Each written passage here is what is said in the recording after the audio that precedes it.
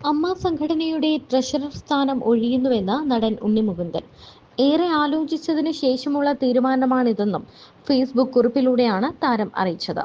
Treasurer സ്ഥാനം താൻ ആസ്വദിച്ചിരുന്നുവെന്നും എന്നാൽ ജോലി തിരക്കുകൾ കാരണം മറ്റുത്തരവാദിത്തങ്ങൾ ബാലൻസ് ചെയ്ത് കൊണ്ടുപോകാൻ കഴിയാത്തതിനാലാണ് ഈ തീരുമാനമെന്നും ഉണ്ണി മുകുന്ദൻ വ്യക്തമാക്കി.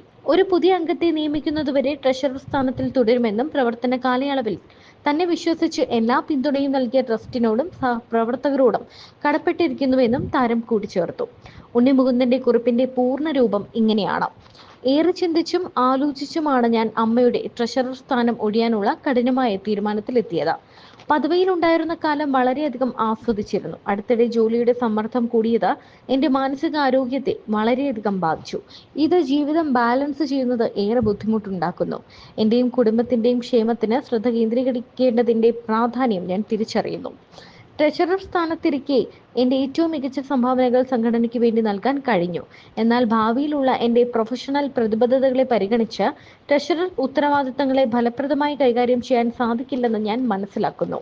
അതിനാൽ എന്റെ രാജിക്കത്ത് ഞാൻ സമർപ്പിക്കുകയാണ്. സംഘടനയുടെ പ്രവർത്തനങ്ങൾ സുഗമമാക്കാൻ പുതിയ ട്രഷറർ സ്ഥാനമേൽക്കുന്നതുവരെ ഞാൻ തൽസ്ഥാനത്ത് തുടരും. പ്രവർത്തന കാലയളവിൽ എന്നെ വിശ്വസിച്ച് എല്ലാ പിന്തുണയും നൽകിയ ട്രസ്റ്റിനോടും സഹപ്രവർത്തകരോടും കടപ്പെട്ടിരിക്കുന്നു.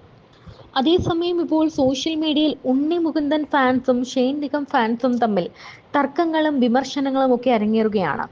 ഷെയ്ൻ നിഗത്തിന്റെ തമിഴിലെ ആദ്യ ചിത്രം മദ്രാസ്കാരന്റെ റിലീസിന് പിന്നാലെ ഉണ്ണി മുകുന്ദനെ അധിക്ഷേപിച്ച പഴയ ഇന്റർവ്യൂ കുത്തിപ്പൊക്കിയിരിക്കുകയാണ് സോഷ്യൽ മീഡിയ.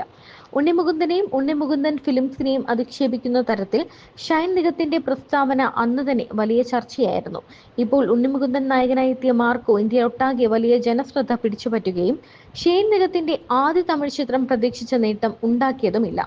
കളക്ഷനിലും ജനപ്രീതിയിലും മാർക്കോ കുതിച്ചപ്പോൾ മദ്രാസ്കാരൻ കിതയ്ക്കുന്ന കാഴ്ചയാണ് കാണുന്നത്.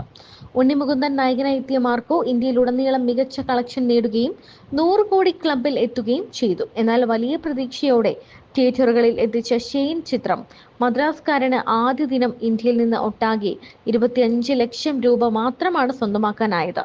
അതേസമയം ഇന്ത്യയിൽ നിന്ന് പ്രതീക്ഷയ്ക്കപ്പുറം കളക്ഷൻ ലഭിച്ച മാർക്കോ കൊറിയയിലും ഭേദപ്പെട്ട ജനശ്രദ്ധ പിടിച്ചുപറ്റി. ഓൺലൈൻ മാധ്യമത്തിന് നൽകിയ അഭിമുഖത്തിൽ ഉണ്ണി മുകുന്ദനെ അധിക്ഷേപിച്ചത് വിവാദമായതിന് പിന്നാലെ മാപ്പ് പറഞ്ഞ് ഷെയ്ൻ രംഗത്തെത്തിയിരുന്നു. എന്നാൽ സോഷ്യൽ മീഡിയയിൽ സംഭവം കെടാത്ത കനലായി നിന്നു.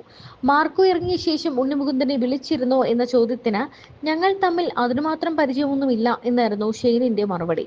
പരിചയമില്ലാത്ത ഒരാളെയാണോ പരസ്യമായി അഭിമുഖത്തിൽ അധിക്ഷേപിച്ചത് എന്നാണ് കമന്റ് ബോക്സുകളിൽ ഉയരുന്ന ചോദ്യം.